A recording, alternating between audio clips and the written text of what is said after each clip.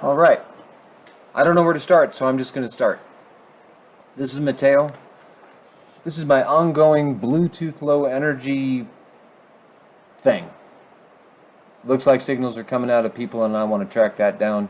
Trying like hell to stay skeptical and to check myself and all those kinds of things that a whole bunch of these people in the so-called truth movement are not doing. It's hard though. It's called confirmation bias, and I want to see what I want to see, but I'm trying to throttle myself back, and it's tough because I'm finding stuff.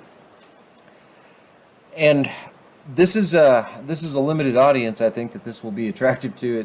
This is super nerdy, and this is a way to take a little bit of a so-called deeper dive into the traffic that's going back in between what I think is coming from people and how that might be read by an Android device in this case. And it goes into what's called HCI, which is host controller interface, and it looks at the traffic. It's just basically the probe that you stick into a certain spot in order to look at all the traffic that's going back in between a phone and things that are emitting Bluetooth low energy signals. That's all it is. It's complicated. Well, it's not complicated, nor is it hard to understand. What it is a huge pain in the ass, and in order to get from a regular just Bluetooth scan like everybody's putting out now to what's actually going on the inside it's a pain in the ass, scientifically speaking.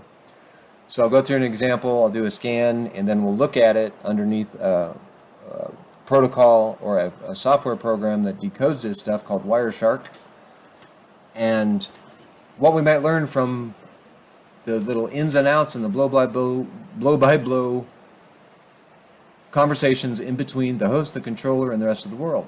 It's pretty interesting, and I think we might find some stuff out, but Lord knows, and please, I am sending out a smoke signal here. I need help. Man, I am so in far over my head. So this is my excuses page. Folks, I am not one of these digital telecom antenna gigabits per second kind of guys. I am a high power, high current power plant kind of electrical engineer. Give me 20,000 amps versus a software program, and I'll take the 20,000 amps every day. I'm an analog power guy, and I don't understand all this digital crap, and I'm trying to just so I can figure this out, because it's painful for me. I don't dig this stuff. I am not a programmer. It says here in the fifth bullet down. Last one I took was before most of you were probably born. I took a Fortran class way back when. Didn't like that either. Had a cool teacher, but I don't know any of this stuff, man. I'm finding it out slowly by slowly, but I have to come completely clean here and say that all these tools that have been suggested to me and have been, I guess I've tracked down and downloaded. I am just abusing the technology. I don't know what they're all about. I don't know how to use them correctly. I'm just absolutely using them to get what I want, which is a look at how these things are intercommunicating. So I guarantee that almost everybody who would even take a slight interest in any of this stuff knows more about this than me. And I don't apologize for that, because I'm the one doing this, and I could sure use some help. So any of you BLE product developers, any of you hackers, any of you software guys, Python programmers, man, don't stick the world with just me, because I don't know shit. Please get off the fence and get off your ass and help out in this, because and this is, I promise, this will the only soapbox part of this entire discussion is going to be that we went from detecting Bluetooth signals coming off of people probably, and that made the show rounds, and this is why I'm pissed off at all the show hosts. They go straight from measuring a Bluetooth MAC address from either a dead or living body all the way to terahertz interbody biofield interaction, programming your brain and making you have bad dreams kind of stuff. And folks, from what we can identify, how do you go from reading a 12-digit code to mind control is beyond me. There's a hell of a lot of work in between those two. So I reckon that the best place to start is with what we have, which is that we are registering unnamed MAC addresses on various devices, and all I'm offering here is a way to start on this very simple, very provable end, because it seems to fit everybody's bill. So I, I'm not going to be able to handle all this kind of stuff. I think there are people who can, but tell me it's not a compelling argument when you waltz into a courtroom and you show this stuff and you say, look, this person is emitting a signal. The only thing that has changed in this person's life is multiple injections from such and such company. And here's some of the evidence that they're actually emitting. And WTF. And I think that that's a pretty good legal case. And I don't know why people aren't going there. They're just jumping to Interbody Nano Network. And good luck proving that. It's probably happening. It might be happening. But damned if I can even come close to even a hint of showing that it's actually the case. What I can show is that when people are emitting these MAC addresses, that there is a trend and there are some things that are indicative of something going on. That was a pathetic attempt at trying to say this is why I did what I did. Enough apologies. So I'm just going to run this thing. I'm going to kill the sound, and hopefully this sound comes out okay. Just overall, I'll narrate through it. But this is a multiple scan from a single location. I was outside of a little tienda, a little store, down in a town of about 5,000 people. Not a whole lot of people around. They were just milling about. But these are all this is going to look typical. If you've ever looked into this, this is going to look pretty typical. So these are the devices that are coming out that are claiming to be Bluetooth Low Energy, trying like hell to communicate with my phone. So this smart plug is pretty good at it. At least it gives us its name. These other ones are unnamed. And then here's a Bluetooth car. That's a thing. The rest of these things never pop into anything. So not only does my phone not know what they are, but they don't seem to be identifying themselves. So I just do a few more scans here. You'll see a few more pop up. But my favorite one, and the one I use in this example, is this guy right here, which is 77.04. And I hope this comes out on the screen here. Our goal is to go from this scan over to this kind of detail, and here's the detail. It's saying that its BD address is 77.04. So it's popping up on my phone, and somewhere in the guts of the phone, this conversation is happening, and it's releasing all of this information for our general user notification. So that's where we're heading with this, and I will. There's going to be a lot of spots that are unclear. You're going to have to hack through this. Like I said, it's a big pain in the ass. But it's, as we say in engineering, it's the first 100 that are the hard ones.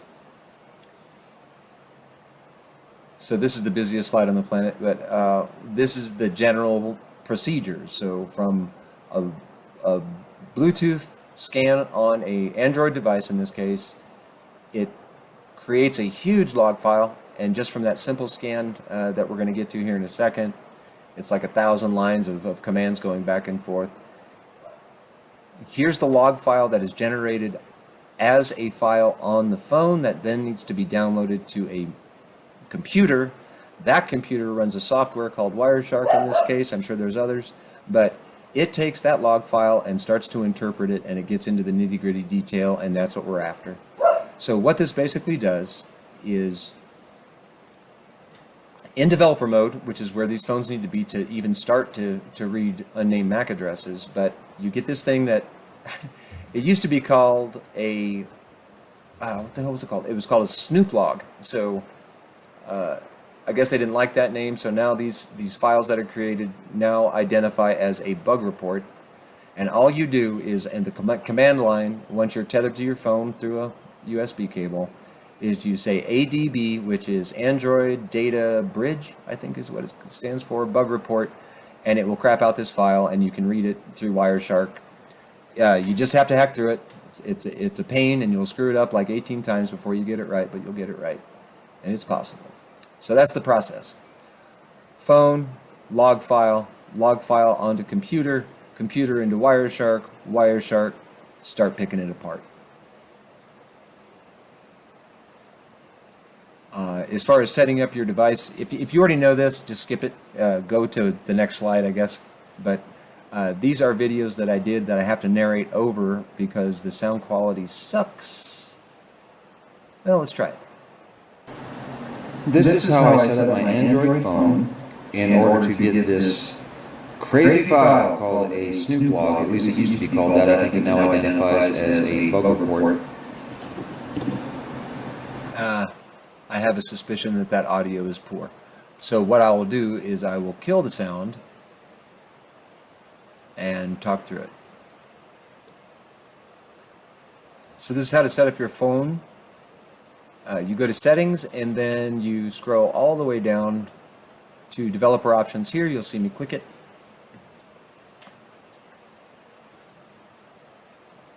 In there's a bunch of things that you need to toggle. The big one is this enable Bluetooth HCI Snoop log. So that's the file that it's going to create, but you have to tell it that you want it. So you just enable it. And then there's a couple other things so you can download it. I'll scroll down there. This is just being able to put a USB cord from your phone to your computer to get that file.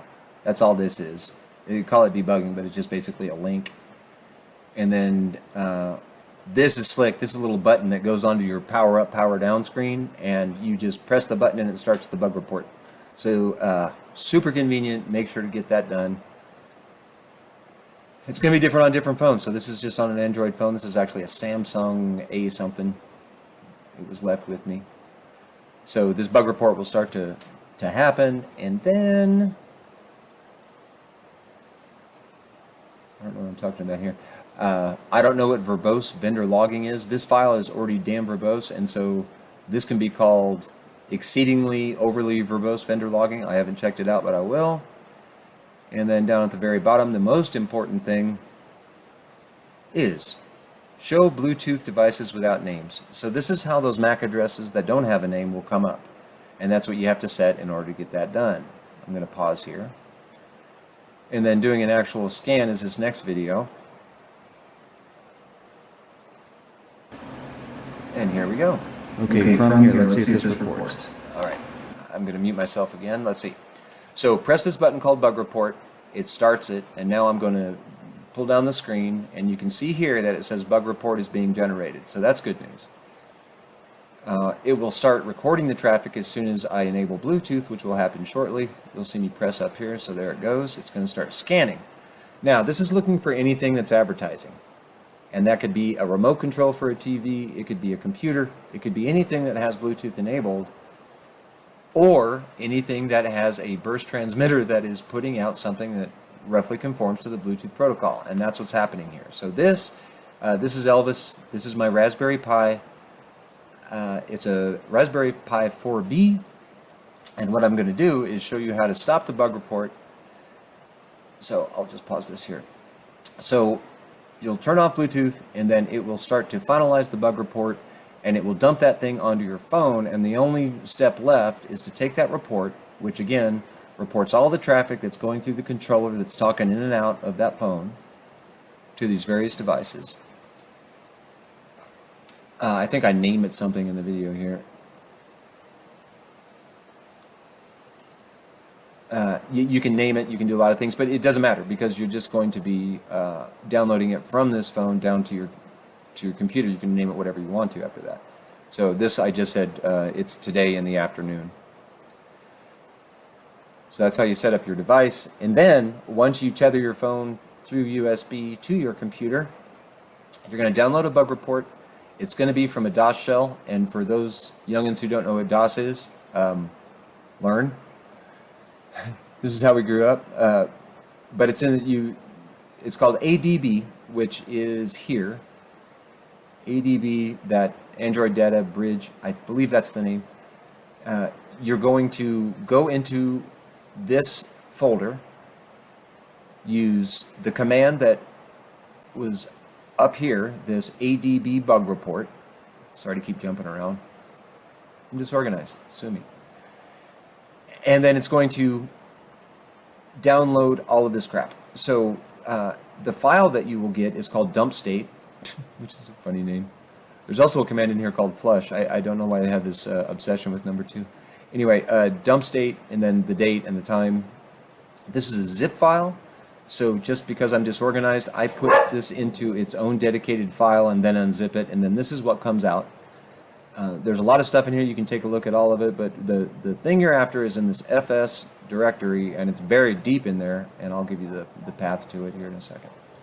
So here it is. So I put it into unzip the latest, and then drill down fs data log bt, which is Bluetooth, and then magically bt snoop underscore HCI comes up. This is the file that you will be sucking into Wireshark in order to do packet analysis, or at least command analysis, all the way down through it. So this will tell you, this file, as interpreted by Wireshark, will give you a hell of a lot more detailed look at how your phone is communicating with these other emitting devices, and it's really interesting. 99% of it I don't understand or can't interpret, but there's the 1%, right? Here we go. This is what it looks like when you're in Wireshark. It's so nerdy. It's so awesome. Wireshark is whoever invented that or whoever developed it, really, really good job. All right, so within Wireshark, it basically goes in order. It has line by line, it has the timestamp, and then who's talking to whom, what kind of event it was, meaning what kind of protocol was used in order for these things to try to talk to each other. And then under info, which is the most interesting part to me, it basically tells you what those two things we're talking about. So this is just the overview of the thing in the discussion that was passed back and forth. And you can see that it's just, they're super chatty. Some things are chattier than others. But that's what it is. To, from, and what they talked about, basically. So it's just recording a gossip conversation. I think, oh, this is not the video. No, okay. So when you click on info, which means that you'd like to sort by info, it will start to not rank, but it will at least cascade all these different things on this side that are the same commands. And the one that I find the most interesting at this time is this. It's the receipt of an enhanced connection, no, sorry, of an extended advertising report. So these things that are out in the universe with respect to your phone are advertising. What this is saying is that this is what your phone is interpreting as what's being advertised. And again, if this is in a different language, then this is assuming then it's going to be a bunch of garbage. Sometimes it gets it right, and sometimes it accidentally has a word, like between Spanish and English. It comes across the word burrito, which means the same thing in both languages, and so it tends to come through.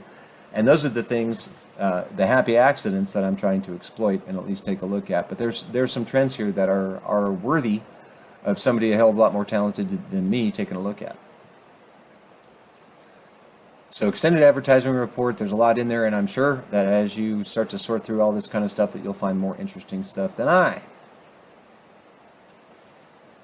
This is a video of me going through Wireshark, and I'll just show you what I did here. I'll mute it and go through it. But what I'm pointing out here is you'll see me click on info, and this will start to sort these. And I've highlighted one where in that scan where it found Elvis, you'll see the actual conversation that happened when it discovered that, hey, this thing's name is not only Raspberry, but it's also called Elvis. So, and my dogs are participating in the background.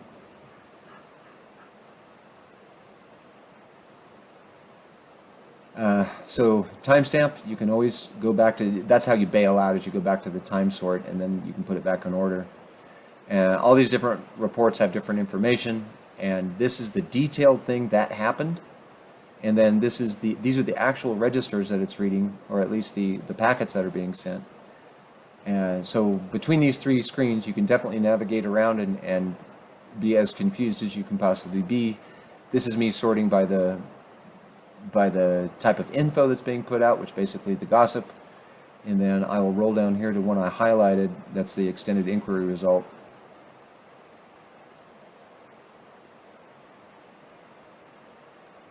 And there it is. So this is everything that spits out. It's hard to read, and I apologize for that, but it's saying right here that it's a Raspberry something 43, and then it gives MAC address.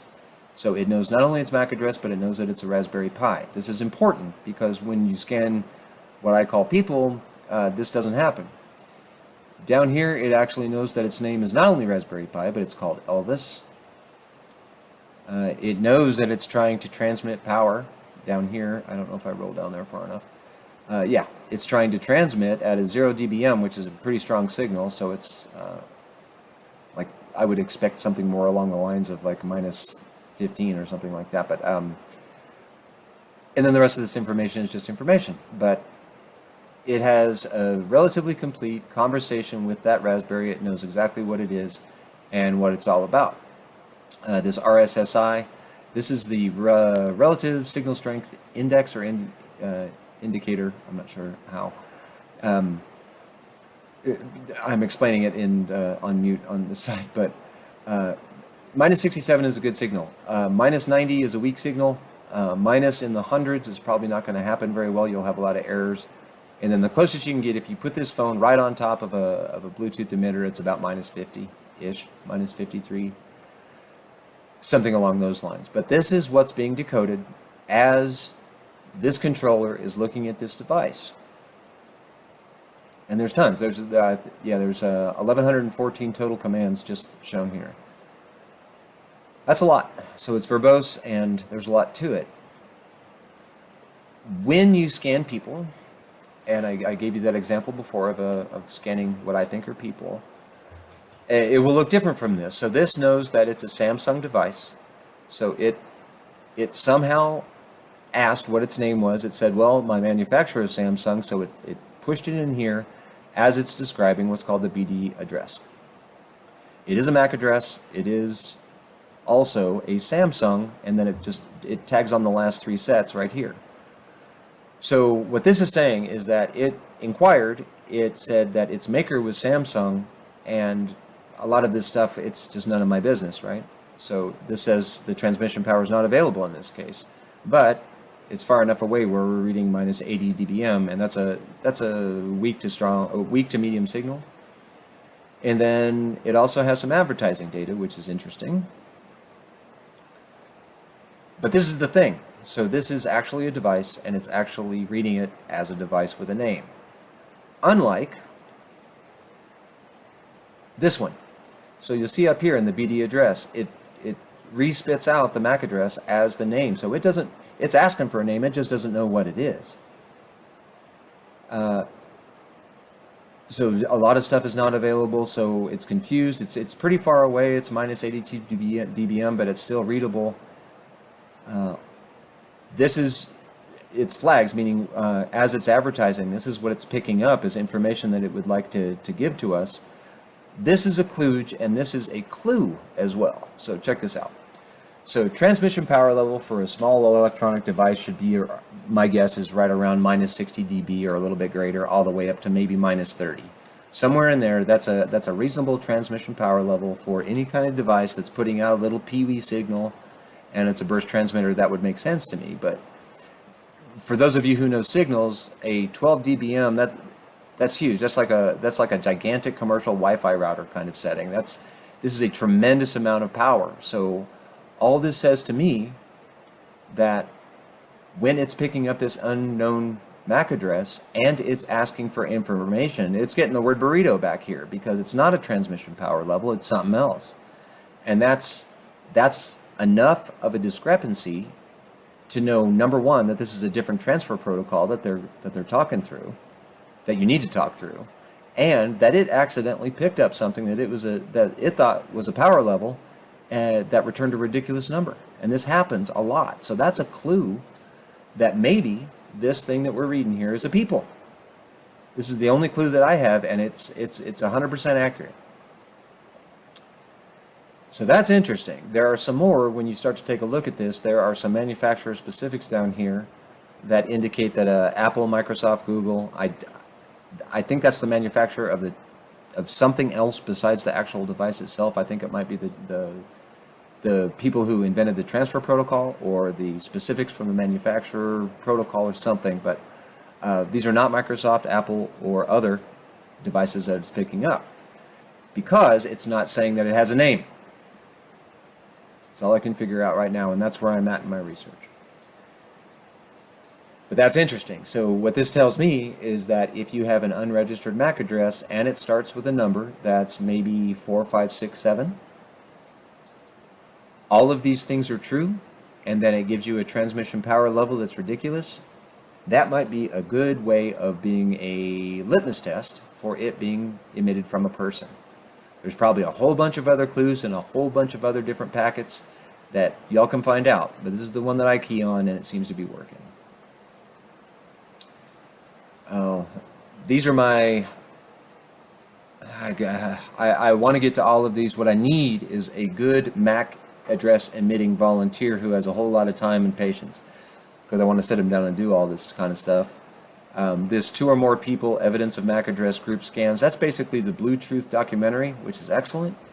That's a good start. So this is maybe a way to take that and take it a little bit deeper and start to look at different ways to interpret the data that we're getting, and eventually to decode what's actually being emitted from people. But I got to emphasize this bottom one here. The reason I'm in kind of a rush to get this done is because I think the bad guys have it figured out, and I think the wannabe bad guys are figuring it out and not telling anybody. So I will not hack humans. I absolutely will not do that. I won't even record their faces as I do scans, because I consider that to be a horrible privacy trespass. Any of you who use this information to go and try to hack human bodies, I will make it my life's work to come and try to beat the shit out of you, because this is that's not help. That's just being selfish and actually evil. So don't even try. Don't even let me know you're doing that. So there are so many people out there who are able and willing to do this and have just not been given the right incentive to do that. When we find this out, not only are we going to beat the bad guys at their own game, and not only are we going to beat the other bad guys who are trying to suborn this technology to sell it, but we can probably try to disrupt this communication. So that's my motivation. I hope this helps. Yes, it's a pain in the ass, but you can sure find out a lot of different information. And my guess is that we can come up with a nice little scanner that will translate and differentiate and discern between what's a phone, what's a people, and what's something else. I think that's the next step, and I think we can do it. I will leave you with the life I left in order to do MAC investigation. So this is just a quick overview of what I'd rather be doing than sitting at a computer. Enjoy, and thanks for listening. There's my dog. She loves the chickens. That's Betty. She jumps on my shoulder when I go in. She loves tomatoes. They all love tomatoes. These are cherry tomatoes from the garden. Yeah, they don't share well. They steal from each other.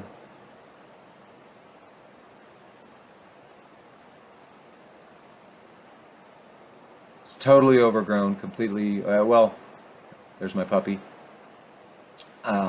We cleaned up a little bit, but this thing is overgrown. All my crops are should have been pulled many, many months ago, but at least I have sugarcane and at least I have bananas. And I'll have to be happy with that until I get back to my farm work. So please, anybody, please take over. Tapping out. Tapping out.